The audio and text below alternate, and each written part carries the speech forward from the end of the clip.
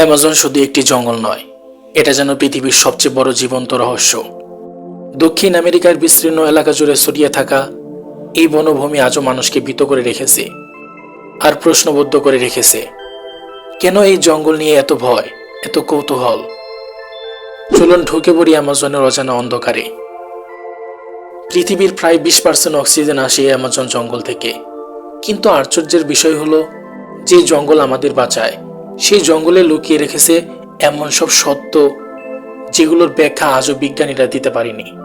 এটা কি শুধুই বনজঙ্গল, নাকি এর ভিতরে লুকিয়ে আছে আরো অদ্ভুত ভয়ঙ্কর কিছু? অ্যামাজনের গভীরে এমন সব স্থান আছে যেখানে আধুনিক প্রযুক্তি অকেজো। স্যাটেলাইট সিগন্যাল হঠাৎ করে হারিয়ে যায়, ক্যাম্পাস ঘুরতে থাকে অদ্ভুতভাবে। অনেক অভিযাত্রী জানিয়েছেন জঙ্গলের ভিতর ঢুকতে লেগেছে কয়েক ঘন্টা, কিন্তু বের হতে লেগেছে কয়েক দিন, যেন সময় এখনো স্বাভাবিকভাবে চলছে না। এই জঙ্গলে পাওয়া গেছে এমন সব অদ্ভুত প্রাণীর কথা যাদের অস্তিত্ব বিজ্ঞান আজও স্বীকার করে না। বিশাল রহস্যময় সাপ, অচেনা গর্জন করা প্রাণী আর চোখে না দেখা ছায়ামূর্তি।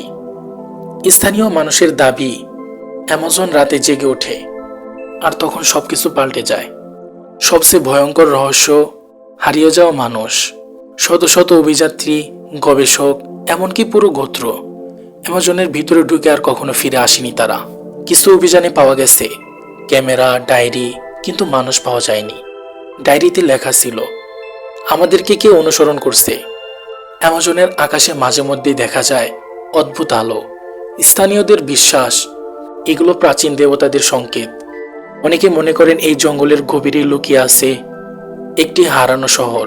স্যাটেলাইট ইমেজে ধরা পড়েছে অদ্ভুত জ্যামিতিক গঠন যা কখনোই প্রাকৃতিক নয়। কিন্তু সেখানে পৌঁছানোর আগেই অধিকাংশ অভিযান থেমে গেছে অজানা এক ভয়ঙ্কর কারণে। অ্যামাজন শুধু একটি বন নয়, এটা এক জীবন্ত গোলকধাতা যেখানে প্রকৃতি নিজেই পাহারাদার, নীরব, অপরাজয় আর রহস্যে ঘেরা। হয়তো এই জঙ্গল কখনোই তার সব গোপন কথা মানুষকে জানতে দেবে না, আর সেজন্যই অ্যামাজন পৃথিবীর সবচেয়ে রহস্যময় জঙ্গল। এমন ভয়ঙ্কর, অদ্ভুত আর অজানা রহস্যর গল্প জানতে রহস্যপট ইউটিউব চ্যানেলটি সাবস্ক্রাইব করুন, কারণ রহস্য কখনো থেমে থাকে না। আজকের ভিডিওটি এই পর্যন্তই। দেখা হবে অন্য কোনো ভিডিওতে। ততক্ষণ পর্যন্ত তোমরা ভালো থাকো, সুস্থ থাকো। আল্লাহ হাফেজ।